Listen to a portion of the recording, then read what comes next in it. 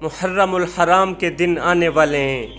ان دنوں میں ہر ایک نیک کام کرنے کے ساتھ ساتھ، ہر ایک نیک عمل کرنے کے ساتھ ساتھ امام علی مقام امام حسین رضی اللہ تعالی عنہ کے بتائے گئے یہ دو کام بھی کر لینا۔ یہ دو وہ کام ہیں جو انسان کو اللہ کا محبوب بنا دیتے ہیں، جو انسان کے دل کا تعلق اللہ کی ذات کے ساتھ جوڑ دیتے ہیں، انسان کو اللہ کا ولی بنا دیتے ہیں۔ وہ دو عمل بتانے سے پہلے میں تمہیں ایک سبق آموز واقعہ سنانا چاہوں گا۔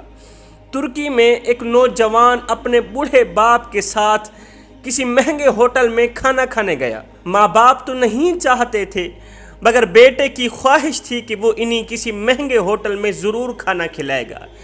اس لیے اس نے اپنی پہلی تنخواہ ملنے کی خوشی میں ماں باپ جیسی عظیم ہستیوں کے ساتھ شہر کے مہنگے ترین ہوٹل پر کھانا کھانے گیا۔ باپ کو ریشے کی بیماری تھی۔ باپ بزرگ تھا، ضعیف العمر تھا، باپ کو ریشے کی بیماری تھی۔ اس کا جسم ہر لمحہ، ہر وقت، ہر گھڑی کپ کپاہٹ میں رہتا تھا، کانپتا رہتا تھا، اور ضعیفہ ماں کو دونوں آنکھوں سے کم دکھائی دیتا تھا۔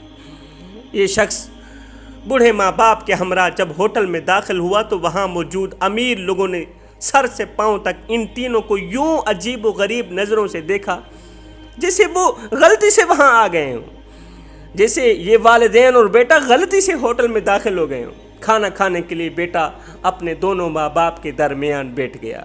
ادھر سے ماں ہے، ادھر سے باپ، دونوں کے درمیان بیٹا بیٹھ گیا۔ وہ ایک نوالا اپنی ضعیفہ ماں کے منہ میں ڈالتا اور دوسرا نوالا بوڑھے باپ کے منہ میں ڈالتا۔ ایک نوالا ضعیفہ ماں کے منہ میں ڈالتا، دوسرا نوالا باپ کے منہ میں ڈالتا۔ کھانے کے دوران کبھی کبھی ریشے کی بیماری کے باعث باپ کا چہرہ ہل جاتا تو روٹی اور سالن کے ذرے باپ کے چہرے پر، کپڑوں پر گرتے۔ یہی حالت ماں کے ساتھ بھی تھی۔ وہ جیسے ہی ماں کے چہرے کے پاس نوالا لے جاتا تو نظر کی کمی کے باعث وہ انجانے میں ادھر ادھر دیکھتی تو اس کے بھی منہ اور کپڑوں پر کھانے کے داغ لگ جاتے۔ ماں کے منہ اور کپڑوں پر بھی کھانے کے داغ لگ جاتے، باپ کے منہ اور کپڑوں پر بھی کھانے کے داغ لگ جاتے۔ ارد گرد بیٹھے لوگ جو پہلے ہی انہی حقیر نگاہوں سے دیکھ رہے تھے وہ اور بھی منہ چڑھانے لگے کہ یہ کم بخت اتنے بڑے ہوٹل میں کہاں سے آ گئے، کھانا کھانے کی تمیز نہیں، اتنے مہنگے ہوٹل میں آ جاتے ہیں یہ بھکاری لوگ۔ بیٹا اپنے ماں باپ کی بیماری اور مجبوری پر آنکھوں میں آنسو چھپائے، چہرے پر مسکراہٹ سجائے، ارد گرد کے ماحول کو نظر انداز کرتے ہوئے ایک عبادت سمجھتے ہوئے انہیں کھانا کھلاتا رہا۔ عبادت سمجھتے ہوئے صاحب عبادت اس مقام تک نہیں پہنچاتی جہاں والدین کی خدمت پہنچاتی۔ کھانے کے بعد وہ ماں باپ کو بڑی عزت اور احترام سے واش بیسن کے پاس لے گئے، وہاں اپنے ہاتھوں سے ان کے چہرے صاف کی، اپنے ہی ہاتھوں سے والدین کے چہرے صاف کی، کپڑوں پر پڑے داغ دھوئے۔ جب انہیں سہارا دیتے ہوئے باہر کی جانب جانے لگا تو پیچھے سے ہوٹل کے مینیجر نے آواز دی۔ جب والدین کو لے کر ہوٹل سے باہر کی طرف روانہ ہوا تو پیچھے مینیجر نے آواز دی، بیٹا تم ہم سب کے لیے ایک قیمتی چیز چھوڑ کے جا رہے ہو۔ اس نوجوان نے حیرانگی سے پلٹ کر دیکھا اور پوچھا، قیمتی چیز تو میں اپنے ساتھ لے کے جا رہا ہوں، قیمتی چیز ایک میری ماں، ایک میرا باپ ہے، وہ تو ساتھ لے کے جا رہا ہوں۔ ہائے! مینیجر اپنی اینک اتار کر آنسوں پوچھتے ہوئے بولا، بیٹا آپ نے نوجوان بچوں کے لیے سبق اور بوڑھے ماں باپ کے لیے امید چھوڑی ہے۔ تو ایسے نہیں جا رہا، قیمتی چیزیں چھوڑ کے جا رہا ہے، جوانوں کے لیے سبق اور بوڑھے ماں باپ کے لیے امید چھوڑ کے جا رہا ہے۔ میرے بھائیوں اور دوستوں، نبی کریم صلی اللہ علیہ وسلم نے فرمایا، صحابہ کاش میری ماں زندہ ہوتی، کاش میری ماں زندہ ہوتی، میں نماز میں اللہ کے حضور کھڑا ہوتا، میری ماں آواز دیتی ہو، بیٹے محمد، میں نماز چھوڑ کر دوڑ کر ماں کے پاس چلا جاتا اور دنیا والوں کو بتاتا کہ ماں کی عظمت کیا ہوتی ہے۔ 14ویں صدی کے والدین کو دکھ دینے والے، درد دینے والے، تکلیفیں دینے والے نوجوانوں کو بتاتا کہ ماں کی عظمت کیا ہوتی ہے۔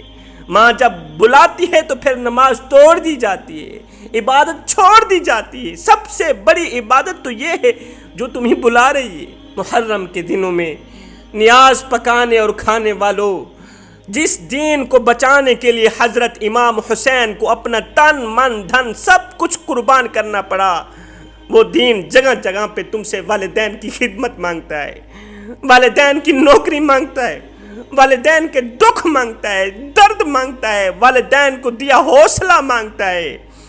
اگر حق نہیں بولو گے تو امام حسین کے دل پر وار کرو گے جوانو، کیونکہ اسی حق کو بچانے کے لیے امام حسین نے اپنا سب کچھ قربان کیا۔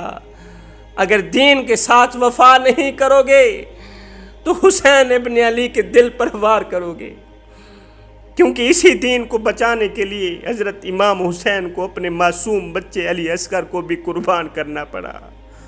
جوانوں، آج دین اسلام تم سے وہ قربانیاں نہیں مانگتا جو فاطمہ الزہرا کے بیٹوں نے دی۔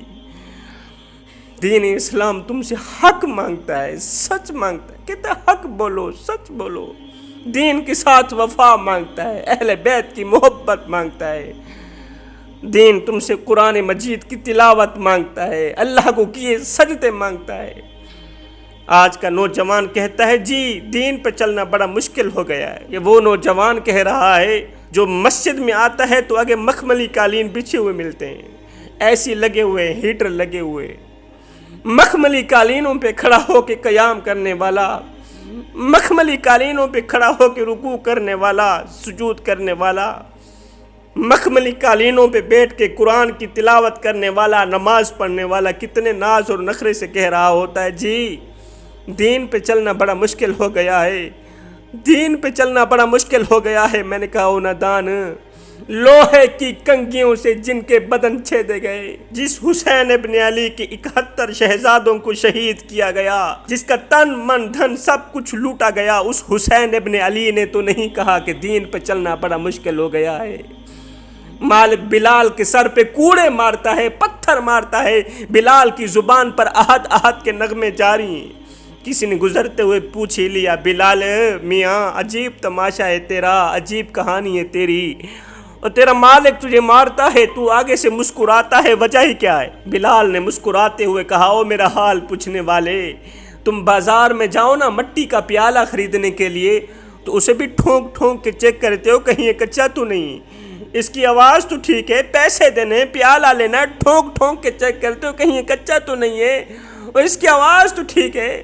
فرمایا آج میرا مالک بلال کو خرید رہا ہے اور دیکھ رہا ہے بلال کہیں کچا تو نہیں ہے۔ میں کہتا ہوں میرے مالک بلال کو خرید لے، کھال ادھر جائے گی، حق حق کی آواز ختم نہیں ہوگی۔ اس بلال نے تو نہیں کہا دین پہ چلنا بڑا مشکل ہو گیا ہے، جس کو تتی ریت پہ لٹایا گیا، جس کے اوپر پتھروں کی بارش برسائی گئی، لوہے کی کنگھیوں سے جس کے بدن چھیدے گئے، اس بلال نے تو نہیں کہا دین پہ چلنا بڑا مشکل ہو گیا ہے۔ آج کا نوجوان باتوں باتوں پہ کہتا ہے دین پہ چلنا بڑا مشکل ہو گیا ہے۔ جوانوں خدارا، محرم الحرام کے دن آ رہے ہیں، اگر بے نمازی ہو تو پکی توبہ کر لینا، آج کے بعد نماز کبھی نہ چھوڑنا۔ حضرت امام حسین رضی اللہ تعالی عنہ سے پوچھا گیا، حضرت آپ کو نماز عزیز ہے یا جنت عزیز ہے؟ آپ کو جنت پیاری ہے یا نماز پیاری ہے؟ جنت عزیز ہے یا نماز عزیز ہے؟ حضرت امام حسین نے فرمایا مجھے جنت سے کہیں زیادہ نماز عزیز ہے، مجھے جنت سے کہیں زیادہ نماز عزیز ہے، وہ اس لیے کہ جنت میری رضا ہے اور نماز میرے سونے رب کی رضا ہے۔